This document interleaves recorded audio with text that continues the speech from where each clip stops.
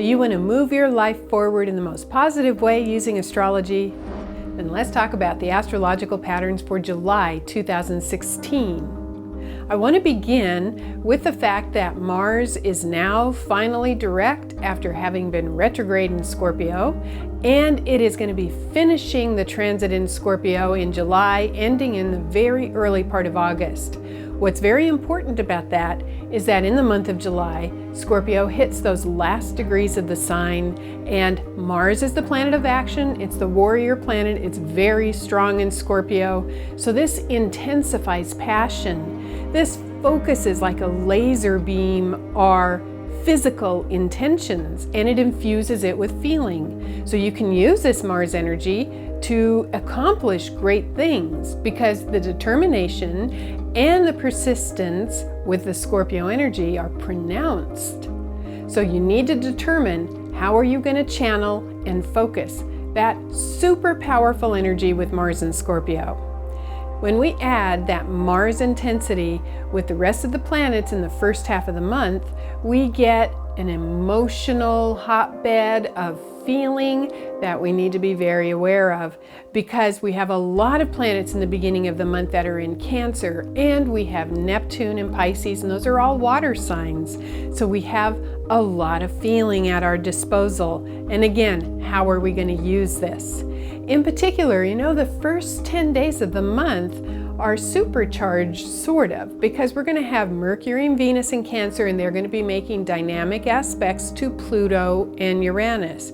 And in a way, that slightly reactivates that Pluto-Uranus square of revolutionary energy that we've had going on for several years now. And even though technically the exact square between Pluto and Uranus is complete, those inner planets can trigger more revolutionary energy that can assist you in moving forward, especially when you add that to Mars and Scorpio. So the first 10 days, first 11 days of the month are very powerful, but you need to be aware of sensitivity being very high, emotions and feeling running rampant possibly, and you have to know that you are in charge of how you feel. That's the only thing that you can control, is your reaction. So get on top of it and become aware of that. Now, all of this emotional energy will be particularly strong at the new moon, which is on July 4th. So pay attention to my new moon video, and I explain a little bit more about how you can use that energy. On July 19th, we have a full moon in Capricorn. That period between July 4th and July 19th is very important because there's a lot in development at that time. And on the 19th, you're going to be asked to bring into physical action and to live all of the new emotional patterns that you hopefully started at the new moon. That full moon in Capricorn offers a lot of potential because it forms a harmonious aspect to Mars, and Mars is in passionate Scorpio, as I mentioned.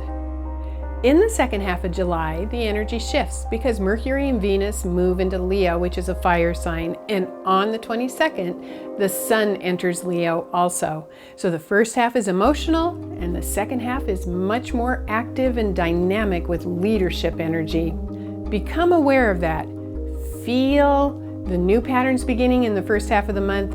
Live them in the second half of the month, and you'll be assisted by that full moon that's in Capricorn at that time. So to summarize the astrological patterns for July, just remember the first half is emotional, the second half is physical and dynamic. Remember that we have that new moon on the 4th, and for about the first 9 or 10 days of the month, it's particularly dynamic. Remember, we have the full moon on the 19th, and this is when you ground the energy, you live it, you really get into being practical about the goals that you have. And then the second half of the month is very powerful, where you shine with confidence because all that Leo energy will be very strong. Enjoy this wonderful month of July. Utilize all those Mars and Scorpio energies for your highest good. Thank you. I'm Kathy Rose.